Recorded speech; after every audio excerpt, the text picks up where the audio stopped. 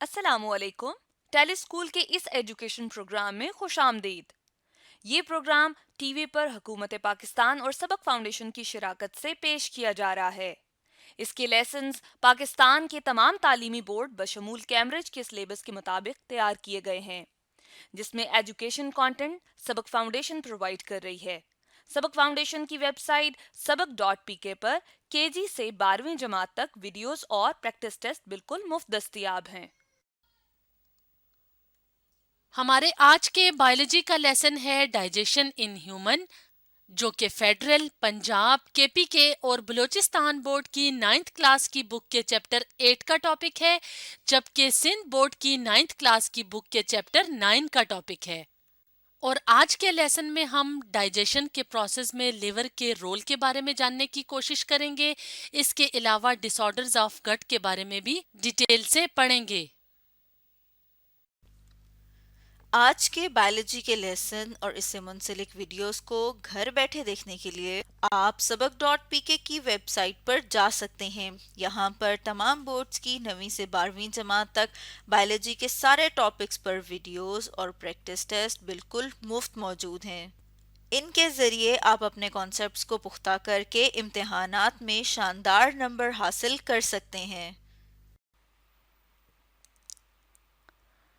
Students, आज हम पढ़ेंगे role of liver in digestion के बारे में। तो अगर हम बात करें लिवर की, तो लिवर एक ऑर्गन है जो कि मल्टीपल फंक्शंस परफॉर्म करता है, यानी कि ना सिर्फ ये डाइजेशन में इन्वॉल्व होता है बल्कि ये मल्टीपल फंक्शंस परफॉर्म करता है। इसके अलावा लिवर लार्जेस्ट ग्लैंड है बॉडी के अंदर। तो अगर हम बात करें लिवर की कि लिवर देखने में कैसा होता है, तो liver dark reddish brown colour का ऑर्गन है जो कि एब्डोमिनल कैविटी में मौजूद होता है। कहाँ पे? डायाफ्राम के नीचे, और स्टमक और इंटेस्टाइन और राइट किडनी के ऊपर। और ये एब्डोमेन में किस जगह होता है? ये राइट साइड पे मौजूद होता है।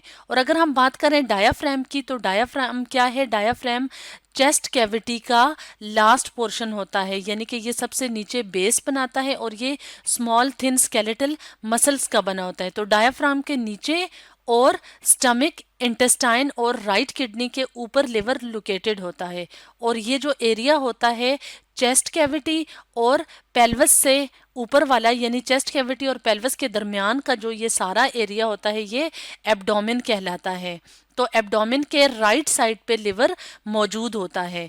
अब अगर हम इस डायग्राम की मदद से देखें तो लिवर के मुख्तलिफ लोब्स हैं, और एक लोब होती है राइट लोब और एक लोब है लेफ्ट लोब। तो राइट लोब के वेंट्रल साइड पे, यानी नीचे की तरफ, ये पियर शेप्ड का येलोइश ग्रीन कलर का एक स्ट्रक्चर होता है जिसको कहते हैं गॉल ब्लैडर। और गॉल ब्लैडर का क्या काम है? गॉल ब्लैडर का काम है स्टोरेज ऑफ बाइल। अब अगर हम बात करें बाइल की कि बाइल क्या है, तो लिवर की सिक्रीशन होती है बाइल, जो कि डार्क ग्रीन या येलोइश ब्राउन कलर का फ्लूइड होता है और जो कि लिवर सिक्रीट करता है, और वो स्टोर होता है गॉल ब्लैडर के अंदर। अब अगर हम बात करें बाइल की कि बाइल क्या है, तो बाइल का रोल होता है डाइजेशन में। अब बाइल क्या है? बाइल के अंदर कोई एंजाइम मौजूद नहीं होता, लेकिन बाइल क्या करता है? इमल्सिफिकेशन ऑफ लिपिड्स का काम करता है।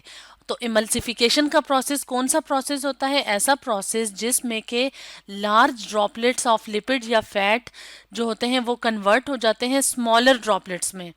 इसके अलावा इसके अलावा बाइल का क्या काम है कि बाइल क्या करता है कि जो लिपिड डाइजेस्टिंग एंजाइम्स होते हैं उनकी मदद करता है कि वो लिपिड्स को डाइजेस्ट करें। क्योंकि इनके अपने अंदर एंजाइम्स मौजूद नहीं होते, यानी कि जो बाइल है, जो डार्क ग्रीन कलर का जो फ्लूइड है जो कि लिवर स्क्रीट करता है, उसके अपने अंदर एंजाइम्स नहीं होते, इसलिए ये क्या करता है? ये लिपिड डाइजेस्टिंग एंजाइम्स की मदद करता है। और इसके अलावा मेन फंक्शन ऑफ बाइल क्या है कि वो लार्ज ड्रॉपलेट्स ऑफ लिपिड को तब्दील कर देता है स्मॉल ड्रॉपलेट्स में। और इस प्रोसेस को कहते हैं इमल्सिफिकेशन का प्रोसेस। इसका मतलब क्या है कि लिवर क्या करता है? डाइजेशन के प्रोसेस में मदद देता है। और अगर हम बात करें बाइल की कि बाइल कहाँ जाके डाइजेशन में मदद देती है, तो बाइल चूंकि गॉल ब्लैडर में स्टोर होती है, तो ये क्या करती है, ये स्मॉल इंटेस्टाइन का जो फर्स्ट पार्ट होता है डिओडेनम, इसके अंदर जाती है और वहाँ पे ये मदद देती है डाइजेशन में। तो ये किसके थ्रू जाएगी, ये जाएगी कॉमन बाइल डक्ट के थ्रू, एंटर होगी गॉल ब्लैडर से डिओडेनम में, जो कि first part of small intestine होता है। तो इस तरीके से लिवर क्या करेगा, अपनी सिक्रीशंस को कॉमन बाइल डक्ट के थ्रू डाइजेस्टिव सिस्टम में एंटर करेगा और जो कि मदद देंगे डाइजेशन के प्रोसेस में।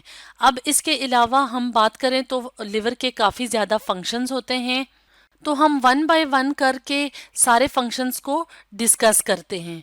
तो अगर हम सबसे पहले फंक्शन की बात करें तो डाइजेशन के अलावा जो सबसे इम्पॉर्टेंट और सबसे पहला फंक्शन है वो ये है कि ये क्या करता है, जब हम फूड खाते हैं तो उसमें अगर प्रोटीन ज़्यादा हो जाए तो ये क्या करता है कि जो प्रोटीन के बिल्डिंग ब्लॉक्स होते हैं अमाइनो एसिड्स, उन अमाइनो एसिड से अमाइनो ग्रुप को रिलीज करता है और इस प्रोसेस में क्या होता है, एनर्जी रिलीज होती है और इस प्रोसेस को कहते हैं डीएमिनेशन का प्रोसेस। तो डीएमिनेशन के प्रोसेस को समझने के लिए हम एक और डायग्राम की मदद लेते हैं। तो जैसे कि इस डायग्राम में एक अमाइनो एसिड दिखाया गया है, तो अमाइनो एसिड की डीएमिनेशन का प्रोसेस लिवर में होता है। इसके अलावा कुछ अमाइनो एसिड्स होते हैं जिनकी डीएमिनेशन का प्रोसेस किडनी में भी होता है। लेकिन अगर हम लिवर की बात करें तो लिवर में क्या होता है कि अमाइनो एसिड्स से अमाइनो ग्रुप रिमूव हो जाता है और जो कार्बन पार्ट होता है, यानी कि जो ये वाला पार्ट होता है, वो अलग हो जाता है और अमाइनो पार्ट अलग हो जाता है। तो इस प्रोसेस में क्या होता है, एनर्जी रिलीज होती है जो कि बॉडी यूज करती है अपने मुख्तलिफ फंक्शंस को परफॉर्म करने के लिए। तो इस तरह से बॉडी के अंदर लिवर इन्वॉल्व होता है डीएमिनेशन के प्रोसेस में। इसके अलावा ये क्या करता है कि ये अमोनिया को कन्वर्ट करता है यूरिया में, यानी कि डीएमिनेशन के प्रोसेस में जो अमाइनो ग्रुप अलग होता है तो उसके बाद क्या होता है लिवर के अंदर के उस अमाइनो ग्रुप से अमोनिया बनता है और अमोनिया क्या होगा, अमोनिया बाद में यूरिया में तब्दील हो जाएगा और यूरिया किडनी के रास्ते से बॉडी से बाहर निकल जाएगा और इस प्रोसेस को कहते हैं यूरिनेशन का प्रोसेस। और ये ज़रूरी होता है क्योंकि अगर अमोनिया ज़्यादा देर तक जिस्म के अंदर रहे तो वो क्या करेगा, वो टॉक्सिक बन जाएगा। तो इस तरह से लिवर ना सिर्फ डीएमिनेशन के प्रोसेस में मदद देता है बल्कि यूरिया फॉर्मेशन में भी अपना रोल प्ले करता है, यानी कि अमोनिया बनता है और अमोनिया से फिर यूरिया और यूरिया किडनी के थ्रू बाहर निकल जाता है। इसके अलावा लिवर क्या करता है, लिवर डिस्ट्रॉय करता है पुराने रेड ब्लड सेल्स को, क्योंकि रेड ब्लड सेल्स का अपना एक लाइफ स्पैन होता है। तो उसके बाद नए रेड ब्लड सेल्स बनते हैं तो ओल्ड रेड ब्लड सेल्स का डिस्ट्रॉय होना ज़रूरी होता है। तो लिवर क्या करता है, लिवर डिस्ट्रॉय करता है ओल्ड रेड ब्लड सेल्स को। इसके अलावा ये क्या करता है, इसके अलावा ये इन्वॉल्व होता है ब्लड क्लॉटिंग प्रोटीन की मैन्युफैक्चरिंग में, यानी कि ये फिब्रिनोजिन जो कि ब्लड क्लॉटिंग प्रोटीन है उसकी सिंथेसिस में भी लिवर इन्वॉल्व होता है। इसके अलावा ये ग्लूकोज को तब्दील कर देता है ग्लाइकोजिन में और जब बॉडी को ज़रूरत होती है तो ये दोबारा ग्लाइकोजिन को कन्वर्ट कर देता है ग्लूकोज में। तो अगर हम बात करें ग्लाइकोजिन की, तो ग्लाइकोजिन क्या है, जब शुगर यानी कि ग्लूकोज के मॉलिक्यूल्स काफ़ी सारी मल्टी ब्रांच्ड मॉलिक्यूल बनाते हैं, यानी कि इकट्ठे होके लंबी लंबी ब्रांचेस बनाते हैं, तो उसको क्या कहते हैं, यानी कि जो पॉलीसैकेराइड बनाते हैं, पॉली का मतलब होता है मैनी और सैकराइड शुगर या ग्लूकोज के लिए टर्म यूज होती है। तो क्या होता है कि ग्लूकोज जब ज़्यादा सारी मल्टी ब्रांच चेन बनाता है तो उसको ग्लाइकोजिन कहते हैं। तो इसके अंदर बहुत ज़्यादा एनर्जी स्टोर होती है। तो जब बॉडी को दोबारा एनर्जी की ज़रूरत होती है तो क्या होता है कि ग्लाइकोजिन की तोड़ फोड़ दोबारा होती है और वो क्या करता है, सिंपलर मॉलिक्यूल्स यानी ग्लूकोज में तब्दील हो जाता है। तो इस प्रोसेस में एनर्जी रिलीज होती है जो कि बॉडी अपने मुख्तलिफ फंक्शंस को परफॉर्म करने में इस्तेमाल करती है। और इसके अलावा ये क्या करती है कि कार्बोहाइड्रेट्स और प्रोटीन्स को तब्दील कर देती है लिपिड्स में, यानी कि फैट्स में, और कोलेस्ट्रॉल में। और कोलेस्ट्रॉल भी फैट्स की एक फॉर्म है। यानी कि अगर कार्बोहाइड्रेट और प्रोटीन ज़्यादा हों तो वो क्या करेगा, लिवर इनको तब्दील कर देगा लिपिड्स में और कोलेस्ट्रॉल में, और वो वहाँ पे स्टोर हो जाएंगी। सॉरी, जब लिपिड्स बन जाते हैं यानी कि फैट्स बन जाते हैं तो वो ब्लड स्ट्रीम के थ्रू कहाँ तक जाएंगे, फैट टिश्यूज तक जाएंगे और जहाँ पे वो स्टोर हो जाएंगे। इसके अलावा ये हीट प्रोड्यूस करते हैं जो कि बॉडी टेम्परेचर को मेंटेन करते हैं। अब अगर हम बात करें कि हीट प्रोड्यूस कैसे होती है, क्योंकि लिवर इन्वॉल्व होता है मेटाबॉलिज्म के प्रोसेस में। मेटाबॉलिज्म में एनाबोलिज्म का प्रोसेस भी शामिल है और कैटाबोलिज्म का। तो एनाबोलिज्म के प्रोसेस में क्या होता है, जब कॉम्प्लेक्स सिंपल मॉलिक्यूल से कॉम्प्लेक्स मॉलिक्यूल्स बनते हैं। और कैटाबोलिज्म के प्रोसेस में क्या होता है, जब कॉम्प्लेक्स मॉलिक्यूल जब टूटते फूटते हैं तो एनर्जी रिलीज होती है, और एनर्जी रिलीज होती है तो बॉडी हीट प्रोड्यूस करती है। तो इस तरीके से क्या करता है, लिवर अपना रोल प्ले करता है हीट प्रोडक्शन में भी। इसके अलावा ये लिवर क्या करता है, लिवर स्टोर करता है फैट सॉल्युबल वाइटामिन्स, यानी कि vitamin A, vitamin D, vitamin E और के को, और मिनरल आयंस, आयरन वगैरह को स्टोर भी करता है। तो ये तो कुछ डिफरेंट फंक्शंस थे लिवर के, जो कि लिवर डाइजेशन के अलावा फंक्शंस परफॉर्म करता है। तो स्टूडेंट्स, आज हमने पढ़ा role of liver in digestion के बारे में।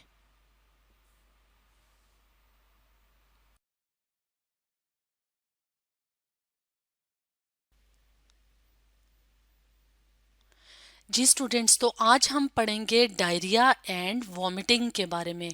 तो डायरिया, जिसको आम ज़बान में इसहाल या दस्त भी कहा जाता है, तो इस कंडीशन में क्या होता है, इस कंडीशन में वाटरी फीसेस, यानी कि जो हमारे जिस्म का फाजल मादा होता है, फाजल मवाद होता है, वो बार बार निकलता है जिस्म से और पानी की शक्ल में होता है। तो इस कंडीशन को क्या कहते हैं, इस कंडीशन को कहते हैं डायरिया। और वॉमिटिंग क्या है, वॉमिटिंग जिसको आम जबान में कै या उल्टी कहते हैं, तो इसमें क्या होता है, इसमें स्टमक के अंदर जो कंटेंट मौजूद होता है, यानी कि स्टमक के अंदर जो चीज़ भी हमने खाई होती है वो मौजूद होती है, वो फोर्सफुली यानी कि बहुत ज़ोर से बाहर की तरफ निकलती है मुंह के रास्ते से। तो इस कंडीशन को क्या कहते हैं, वॉमिटिंग। तो अगर हम बात करें वॉमिटिंग की कि वॉमिटिंग किस वजह से होती है, तो वॉमिटिंग काफ़ी सारी रीजंस की वजह से हो सकती है। यानी अगर किसी ने खुराक खाई है और उसको उस खुराक की वजह से फूड पॉइजनिंग की कंडीशन हो गई है, तो उस वजह से भी कै या वॉमिटिंग हो सकती है।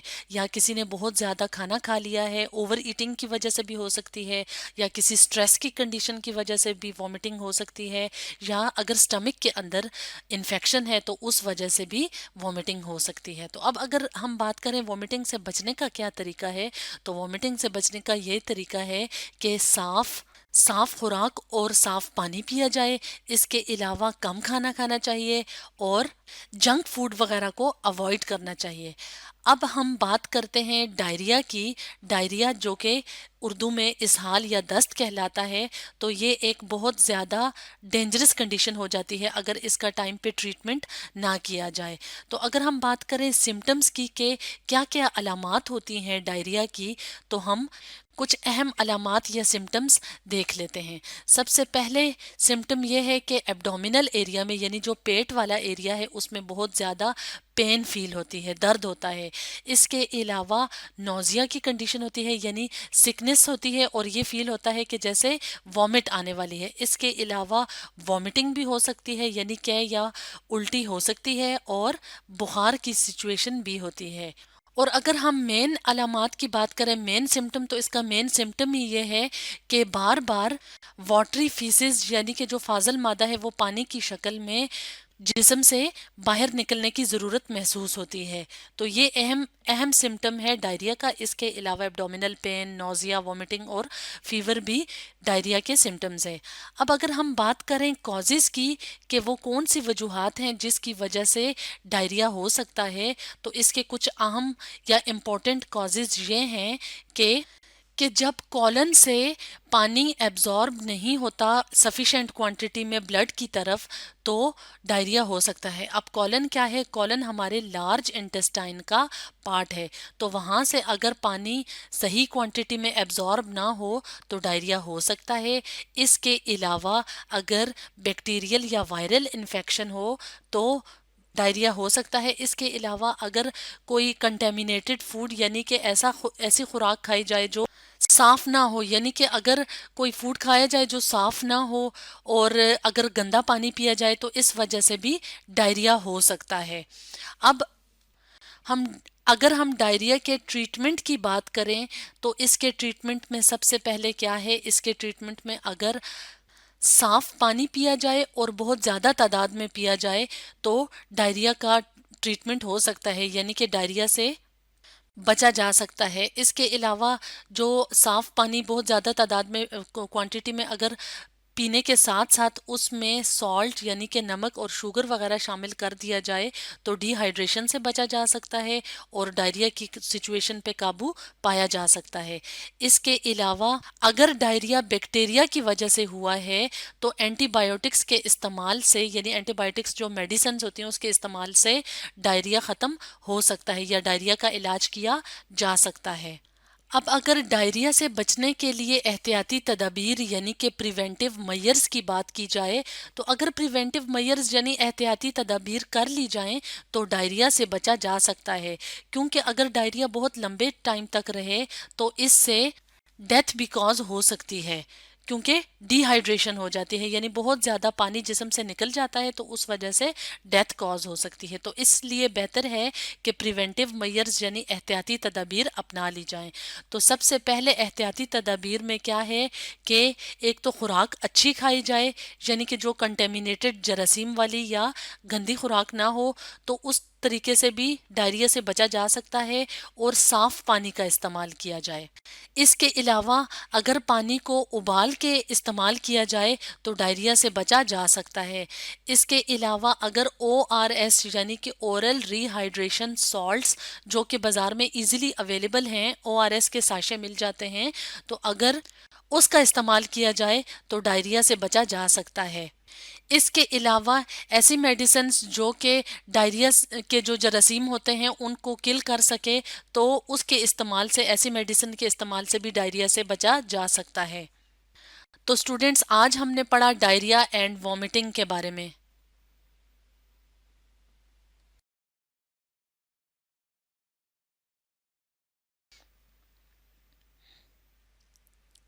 जी स्टूडेंट्स, तो आज हम पढ़ेंगे कॉन्स्टिपेशन और अल्सर के बारे में।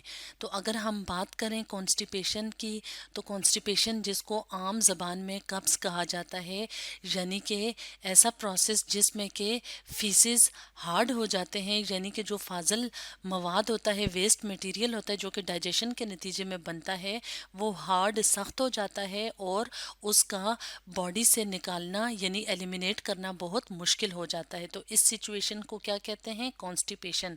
और अगर हम बात करें अल्सर की तो अल्सर में क्या होता है? अल्सर में हमारा जो गट होता है यानी कि जो स्टमक और इंटेस्टाइनल पोर्शन होता है उसके अंदर पेनफुल सिचुएशन यानी उसके अंदर डिस्टरबेंस पैदा हो जाती है, तो इस सिचुएशन को कहते हैं अल्सर।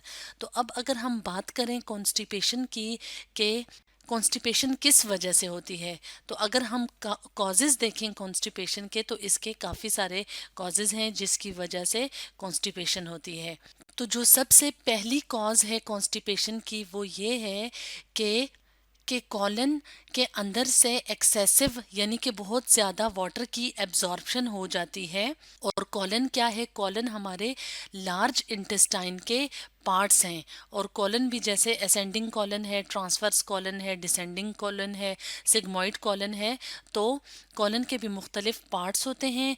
तो इस पार्ट से अगर एक्सेसिव यानी इसके अंदर जो डाइजेशन के बाद स्मॉल इंटेस्टाइन से फूड एंटर होता है लार्ज इंटेस्टाइन में, तो वहाँ से बहुत ज़्यादा अगर पानी की एब्जॉर्प्शन हो जाए तो यहाँ पे क्या हो जाती है? पानी की कमी, और जो वेस्ट मैटर होता है वो हार्ड हो जाता है। एक और रीज़न जो कि कॉन्स्टिपेशन की है वो है डिहाइड्रेशन, यानी कि पानी का कम होना या पानी की कमी होना जिस्म के अंदर, तो इस वजह से भी कॉन्स्टिपेशन होती है।